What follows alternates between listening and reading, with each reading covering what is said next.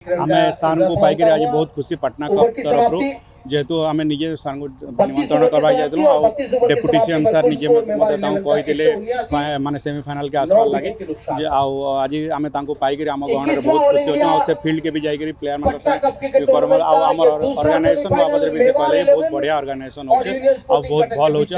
आम मुझे जन भी थी आम लाइव टेलीकास्ट होचे बोल सब शुणिक माने ओडिशा बाहर 5टा टीम ओडिशा भीतर 3टा टीम मत पचरले कहला से बहुत खुशी हेले आम टूर्नामेंट के आसिक मत भल आपण मैंने तो सब आसन देखुन आज बहुत पब्लिक गैदरिंग अच्छन आमर आज मुख्य अतिथि पाटनागढ़ बलांगीर कलेक्टर आसिक आमर इन उपस्थित होती बहुत अशेष अशेष धन्यवाद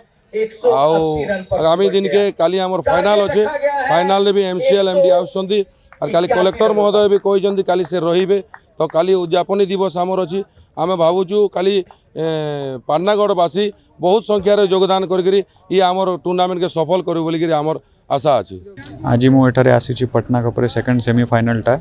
जो कप आम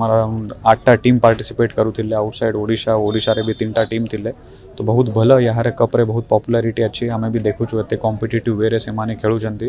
तो आज रे सेकंड सेमीफाइनल थिला तो मु आशा करूची कि बेस्ट टीम टा आज जीतिबो काली तांकर फाइनल अच्छे से फाइनल रे से माने जीवे आपन देखि पारिबे यार लाइव फीड भी चली छे